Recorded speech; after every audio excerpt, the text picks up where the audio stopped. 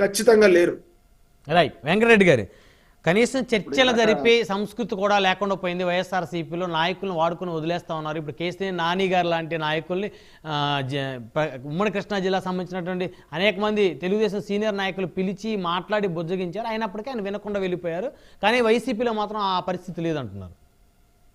అంటే ఎవరు చెప్పారు సార్? ఇప్పుడు లావు శ్రీకృష్ణదేవరాయలు గారికి నరసరావుపేట పార్లమెంట్ ఇవ్వాలేమో, గుంటూరు పార్లమెంట్ నుంచి పోటీ చేయమని చెప్పారు. అదే విధంగా కొంతమంది ఎమ్మెల్యేలకు ఎవరికైతే సీట్ అకామిడేట్ చేయలేకపోతున్నాం వాళ్ళకి రేపొద్దున ఎమ్మెల్సీలుగా ఇస్తామని చెప్పాం. పోయినసారి కొంతమందికి ఇవ్వలేని వాళ్ళకి మొన్న మేము అధికారంలోకి రాగానే ఇచ్చాం. అంటే ఎవరు చెప్పారు మాట్లాడకుండా వాళ్ళని చేస్తారని చెప్పి? తెలుగుదేశం వాళ్ళు తెలియదు కదా, తెలుగుదేశం వాళ్ళు పిలిచి మాట్లాడలేం కదా, వాళ్ళ సమక్షంలో మాట్లాడతారు జగన్మోహన్ రెడ్డి గారు? మా ఎమ్మెల్యేని పిలిచి మాట్లాడతారు, తెలుగుదేశం నాయకులు పక్కన కూర్చోబెట్టి మాట్లాడరు కదా. వాళ్ళు చెప్పేటటువంటి ప్రచారాన్ని నమ్మితే ఎట్లా? ఇదే కేసీఆర్ నాని గారు 2000 కోట్లు నేను నష్టపోయాను తెలుగుదేశం వల్ల అని చెప్పారు. మొత్తం నా చేత డబ్బులు ఖర్చు పెట్టించారని చెప్పారు. మరి దానికి ఏం సమాధానం చెప్తారు? కేసీఆర్ నాని గారు మొన్నటిదాకా వాళ్ళ పార్టీలో ఉండి 2 సార్లు ఎంపీగా గెలిచిన అతనికి మరి మీరు ఎందుకు ఈసారి సీట్ ఇవ్వనని చెప్పారు ఆయనకి? మరి ఇదే తిరువురుకు సంబంధించి తిరువురు ఎక్స్ఎమ్మెల్యే, ఆయన 2 సార్లు ఎమ్మెల్యేగా చేశారు, 2 సార్లు ఎమ్మెల్యేగా పోటీ చేసి ఓడిపోయినటువంటి వ్యక్తి. మరి ఎందుకు ఇవ్వలేదు మీరు? అంటే వాళ్ళు కూడా మీరు మునిగిపోయే నావని చెప్పి తెలుగుదేశం నుంచి వాళ్ళు వెళ్ళిపోయారా? ఇందా మమ్మల్ని అన్నారు కదా.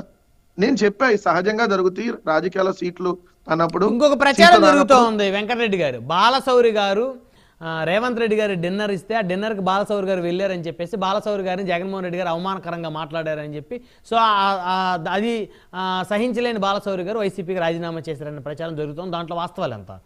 ఆయన రేపొద్దున బాలశౌరి ఆ స్టేట్మెంట్ ఇచ్చి నేను అట్లా వెళ్ళాను, నేను జగన్ గారిని అడగకుండా పక్క పార్టీకి సంబంధించినటువంటి వ్యక్తులు డిన్నర్కి లంచ్కి పిలిస్తే పార్టీకి సంబంధం లేకుండా నేను వెళ్ళాను, అందుకని నన్ను పిలిచి మందలించారని ఆయన చెప్తే అప్పుడు రియాక్ట్ అవుదాం.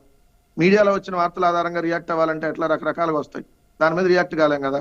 ఇందాక ఆయన చెప్పారు ఎస్సీ ఎమ్మెల్యే గొల్లబాబురావు గారికి సీట్ ఇవ్వలేదని చెప్పి. సరే ఎస్సీలకి ఇద్దరికి, ఇప్పుడు ఎస్సీ కాన్స్టిట్యూన్స్ లో మళ్ళీ ఎస్సీకి అవకాశం దొరుకుతుంది. గొల్లబాబురావు గారు చాలా సీనియర్, అవకాశాలు అనేక చోట్ల కనిపించారు, రేపొద్దున వేరే విధంగా అవకాశం కల్పిస్తారు. మంత్రి పదవి లేదని చెప్పారు. అసలు మీరు ఎస్సీలకి ఇచ్చిన మంత్రి పదవులు 2 కదా సార్? మేము 5 మంత్రి పదవులు ఇచ్చాం, మొదటి కేబినెట్ కావచ్చు, దాన్ని కొనసాగిస్తూ 2వ కేబినెట్ లో కావచ్చు. మరి ఎస్సీల మీద ప్రేమ ఉంటే మీరు 2 ఎందుకు ఇచ్చారు? కనీసం 3, 4 అనే వాళ్ళగా. మరి ఇవన్నీ మనం మాట్లాడుకుంటే చాలా ఉంటది. రెండోది, జగన్ గారికి సంబంధించి జగన్ గారి మీద జరిగినటువంటి హత్యాయత్నం కేసుకు సంబంధించి మాట్లాడుతున్నారు. కోడికత్తి అనే అవహేళనగా హత్యాయత్నం కేసు అని వదిలిపోయింది, కోడికత్తి కేసు చేశారు తెలుగుదేశం వాళ్ళు వాంటెడ్ గా. సార్ ఇప్పుడు మనం కత్తితో ఒడిచాం అనుకోండి సార్, కత్తి కేసు అంటావా? పిస్టల్తో కలిస్తే పిస్టల్ కేసు అంటావా? లేదు సార్ ఏదైనా రాడ్డు తీసుకొని కొడితే రాడ్డు కేసు అంటావా? లేదంటే ఆ వ్యక్తి మీద జరిగినటువంటి కేసుగా మాట్లాడతావా?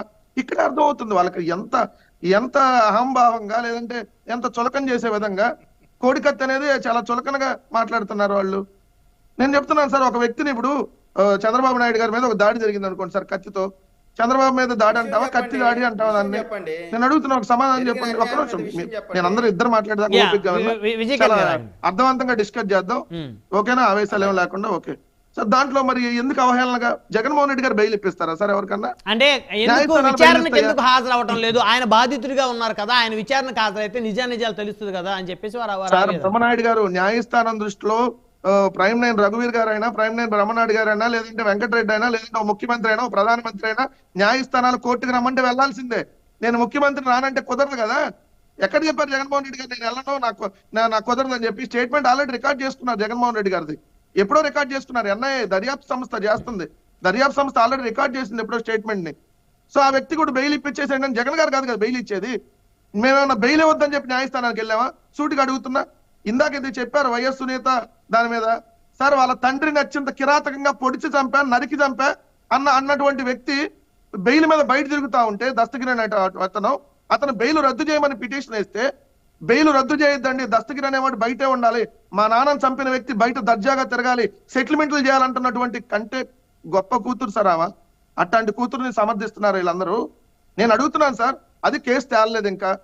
బట్ మీ నాన్నని చంపాడన్న వ్యక్తి బయట తిరుగుతుంటే మీరు హ్యాపీగా ఉంటారా సార్? అతను టీవీలకు వచ్చి నేను ఎలా చంపా, ఇలా పొడిచి చంపా, ఆయన మీద కూర్చొని ఇలా కొట్టి మరీ చంపానంటే ఆడు బెయిల్ మీద బయట తిరుగుతాడా? ఈ కూతురు బెయిల్ రద్దు చేయొద్దండి దస్తగిరికి అని చెప్పి కోర్టుకి వెళ్తుందా? ఏమండి వాళ్ళందరినీ మీకు గొప్ప కూతురులా? వాళ్ళందరినీ మీరు అందరూ వెనకేసుకొని వస్తారా? నేను అడుగుతున్నా తెలుగుదేశం జనసేనని. ఇలాంటి రాజకీయాలు ఎప్పుడు చూడలా. రెండోది, 175 సీట్లు గెలవటం ప్రజాస్వామ్య వ్యతిరేకం అంటున్నారు. ప్రజలు ఓట్లేస్తే 175 వస్తాయి సార్. ప్రజలు ఓట్లేస్తేనే మాకు 151 వచ్చినాయి. ప్రజలు ఓట్లేస్తేనే మాకు 67 వచ్చినాయి. ప్రజలు ఓట్లేస్తే తెలుగుదేశానికి 102 వచ్చినాయి ఎన్నికల్లో. అయితే ఒక్క నిమిషం వెంకటరెడ్డి గారు, మరి అదే సునీత గారు నాకు ప్రాణహాని ఉంది, నాకు రక్షణ కల్పించాలని కడప ఎస్పీ గారిని ఎందుకు కలిశారు? అంటే వాంటెడ్ గా జరిగిందా? ఏమో దస్తగిరి నుంచే ఉండొచ్చేమో కదా, అంతేగాని వైసీపీ నుంచి ఉండదా? తండ్రి చెప్పిందా నాకు వైఎస్ఆర్ కాంగ్రెస్ పార్టీ పలానా నాయకుడి నుంచి ప్రాణహాని ఉందని? దస్తగిరి నుంచి ఉందని కూడా చెప్పలేదు కదా. మరి మీరు ఎట్లా అడుగుతారు? మరి అంటే రాజశేఖర రెడ్డి గారి తమ్ముడు కుమార్తె కదా, పులివెందులో ఆవిడికి ఎలా ఇబ్బంది ఉంటుంది అనేది ఇక్కడ అందరూ యొక్క అనుమానాలు.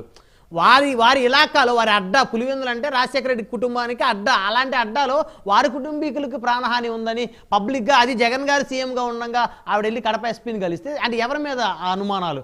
ఇన్ని రోజుల నుంచి అదే కదా జరుగుతుంది చర్చ. నేను ఒక మాట చెప్తా, రాజకీయంగా వెళ్ళాలి అనేటటువంటి ఆలోచన చేసినప్పుడు రకరకాల రాజకీయాలు చేస్తారు ఎవరైనా. అది నేను సూటిగా మాట్లాడుతున్నాను. ఎందుకంటే ఇప్పుడు ఆమె ఎవరి ట్రాప్ లో ఉంది, ఎవరి డైరెక్షన్ లో ఎన్ని నడిచినాయి, ఆమెకు సంబంధించి డబ్బులు ఎవరు పెట్టారు, ఈ కేసులు ఇవన్నీ కొన్ని బహిరంగంగా చెప్పలేం.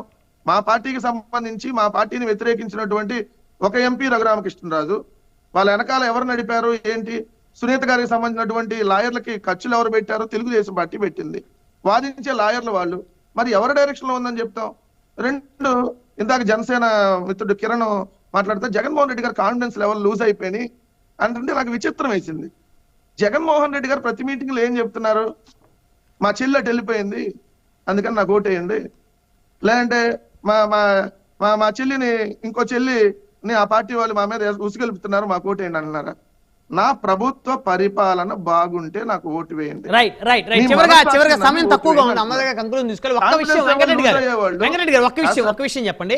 అంటే జగన్మోహన్ రెడ్డి గారు ఈ మధ్య కాలంలో అనేక సందర్భాల్లో పవన్ కళ్యాణ్ గారి పెళ్లిళ్ళు ప్రస్తావన తీసుకొని వచ్చి బహిరంగ సభలో మాట్లాడారు కదా. ఇప్పుడు షర్మిల గారు కూడా వాయిస్ పెంచుతూ ఉన్నారు కదా. బహుశా షర్మిల గారికి సంబంధించి కూడా 2 వివాహాలు జరిగింది కాబట్టి ఆవిడని కూడా ఏదన్నా ప్రస్తావించేటువంటి ఆ పరిస్థితులు ఏమైనా ఉంటాయా భవిష్యత్తులో? సార్ ఒక మాట నేను చెప్తాను.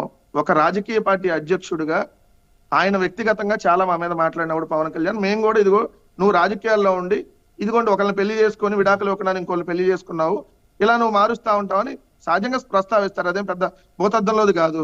రెండోది జరగని దాన్ని మేమేం జరిగినట్టుగా ఎక్కడ వక్రీకరించి మాట్లాడాం. పవన్ కళ్యాణ్ జీవితంలో జరిగినవి ప్రస్తావించాం తప్ప జరగనటువంటి వాటిని మేము ప్రస్తావించి మీరు క్వశ్చన్ చేయండి.